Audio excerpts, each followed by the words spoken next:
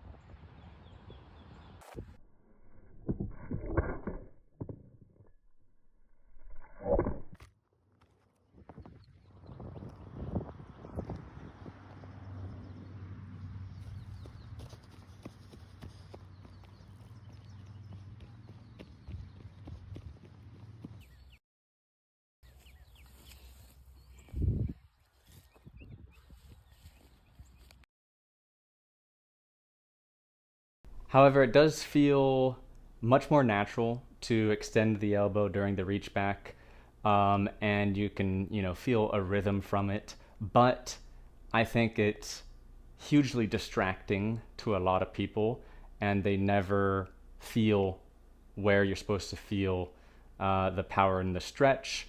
And the disc moves so much when you extend your elbow that you get distracted and fixated by that. And how are we going to get it back into the pocket? All these things.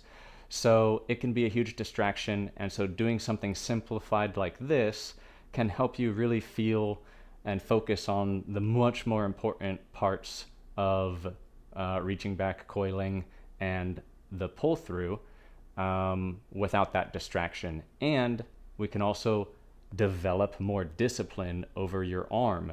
For example, just keeping it in this position and not doing anything else with it, that takes discipline. I'm resisting temptations to do something with it. And look how simple the pull through is when my arm's already in the pocket position.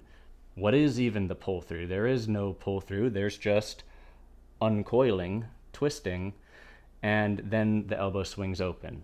A lot of people reach back too soon when they coil, and a lot of pros, as they start to coil, they keep their elbow bent initially, and then they extend the elbow as they finish coiling, and the elbow is extending and bringing the disc away from the body, away from the chest, like that. So this can also help you build the discipline to keep your arm steady for a little bit and not rush the reach back.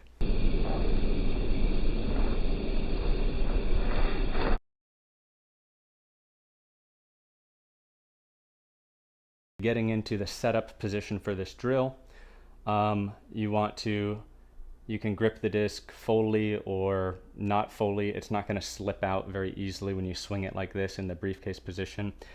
You're just going to get your forearm across your chest, kind of your upper chest area. Ideally, this gets your elbow raised, this 90-degree angle here. And this angle here, we call this if this angle is less than 90 degrees, we call it horizontal collapse. This is generally just called the shoulder angle. We're going to keep it at 90 degrees at least. A little bit wider is fine. And then you're going to try to push elbows at 90 degrees here, and then push my elbow as far away from my chest as possible. That's called scapular protraction. And now make sure you're not shrugging.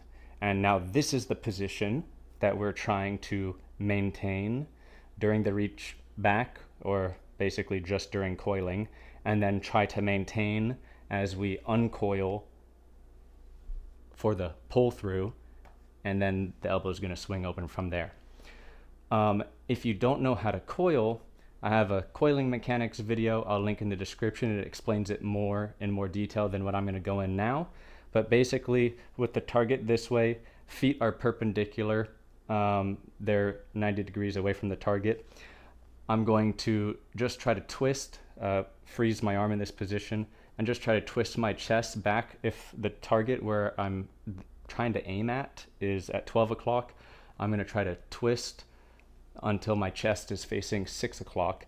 And I'm going to do that without letting my back foot turn backwards. It's okay if it's turned a little bit, but we want to avoid it.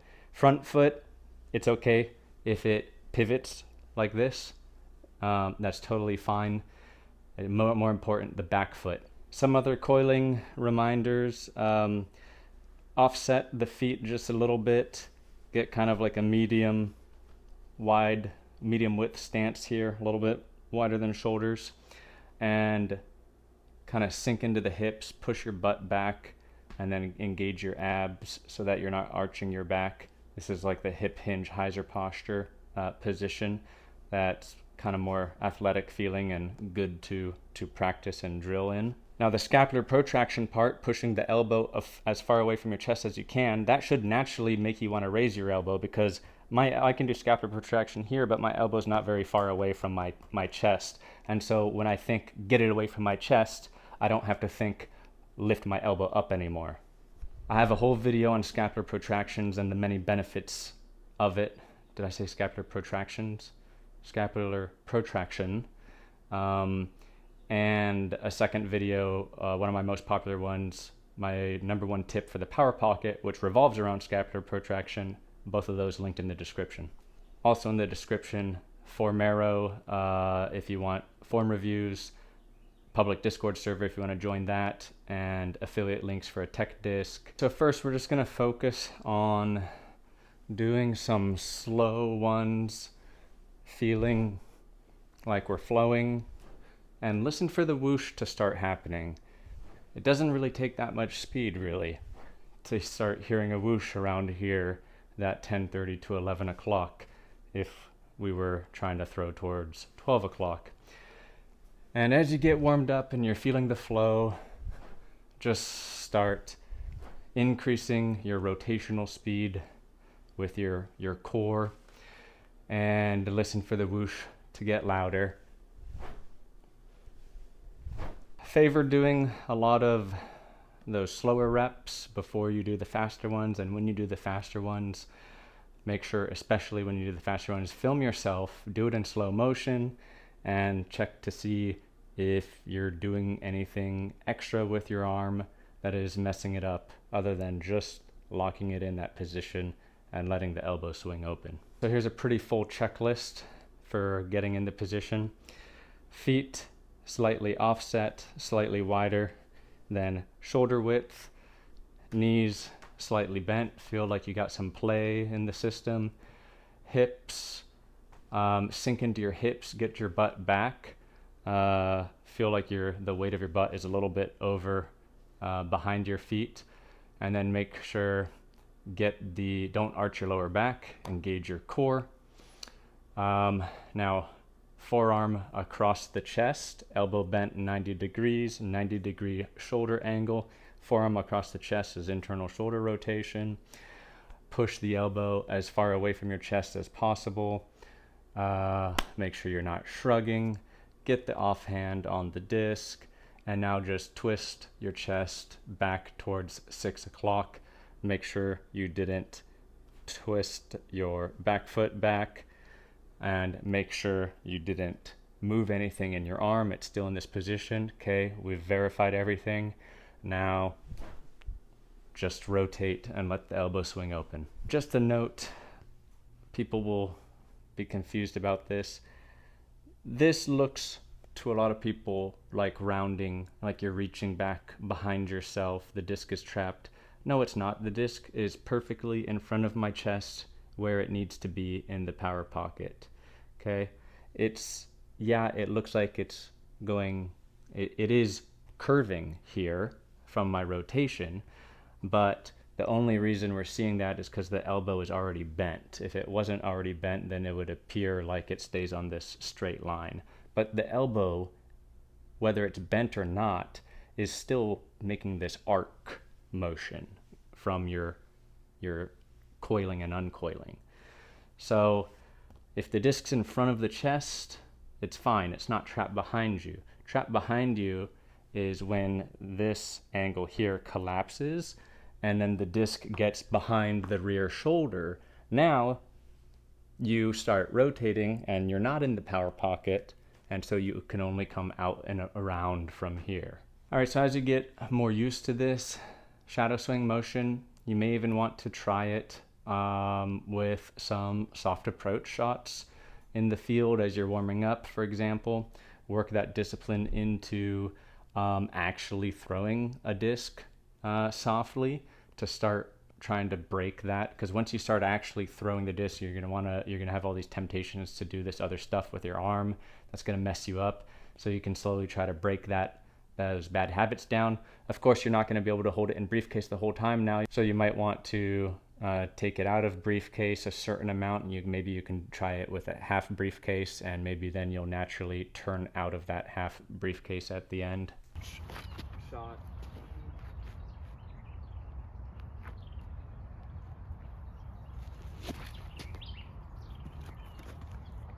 Just a small coil. I'm not turning all the way back. Just gonna try to throw it flat at this small green tree here.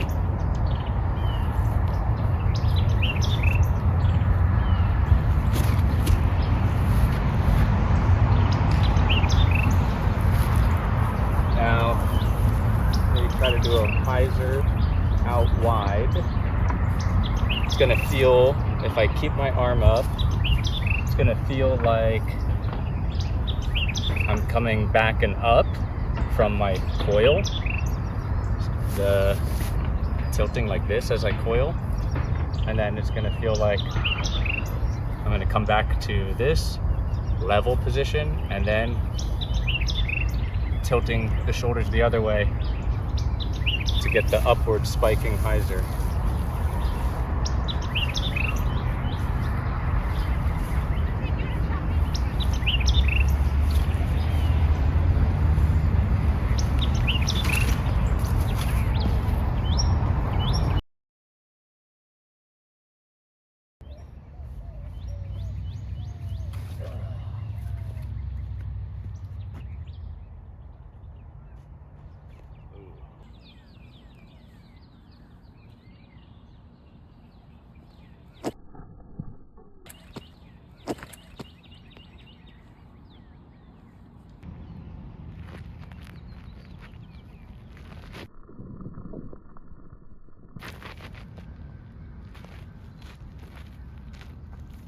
And then for more progressions within the shadow swing drill itself, you can work in some weight shifting.